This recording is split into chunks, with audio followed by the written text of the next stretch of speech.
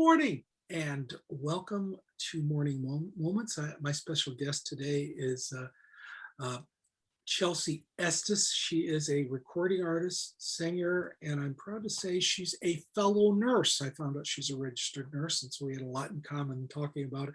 Chelsea, I'm so glad to have you on Morning Moments. Thank you. I appreciate the time and can't wait to be interviewed and talk to everybody. Well, thank you. Where do you live? Tell everybody where you live. Yes, I live in a beautiful part of the country in East Tennessee, and it's a small town called New Tazewell.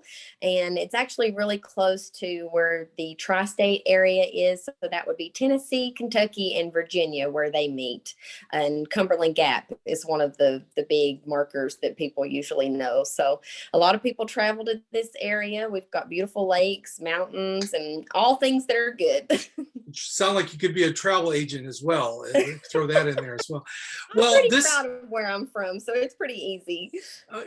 We've had an interesting year this year for performers and singers, and you've been singing in gospel music for quite a while. And God's had some special things happen for you this last year, hasn't he? He sure has. In 2017 is really when I took the big step and started my music ministry.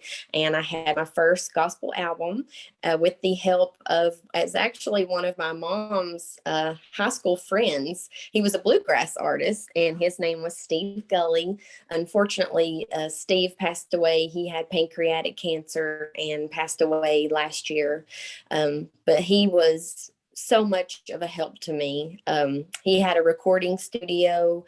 He knew a lot of people and just, he prayed with me. He encouraged me. And one of the things he told me that I will never forget is don't ever try to be somebody you're not, and don't be afraid to be Southern, because a lot of people that are try to hide that, try to change the way that they talk or the way that they sing. And he said, be proud of that, and I'll never forget it. And I don't think I could hide it if I wanted to. But he gave me the boost and the confidence and just instilled in me that, God wants you to do this. If he's given it in your heart to push and go through, that you can do it. So he helped me with my album, Who Will Stand for God. That summer of 2017, it released in March of 17. That summer I sang all summer long. And it was just the most fun that I've ever had. I can't just begin to describe to you. Of course, anybody that is working for the Lord, doing what God wants you to do, there's going to be things that come up in your life that are out of your control sometimes. And the devil tries to smack you right in the face when you're doing what God wants you to do. He's done that to me several times. During my time that I was working on my second album, I went through a very tough time in my life, and God brought me through that, and he's blessed my family. And that was whenever my second album, that was with the Butler Music Group. I got with Les Butler actually through Steve. They were friends, and Les kind of took me under his wing and said, all right, girl, that was good, but let's go. Let's do some more. So Daughter of the King released in March. March is my year for albums, evidently, or my month for albums of 19. And same thing. And that was when it started being played nationally over the gospel radio. And I just thought, I never thought that God would use this little girl from East Tennessee the way that he has, but he's just blown my mind with my ministry ever since. So I've just been blessed beyond measure. Good. And you've got another album coming up you're working on now, is that correct? Yes. I have been working this whole entire year, listening through songs, just trying to be prayerful. What message, Lord, do you want me to share through your music?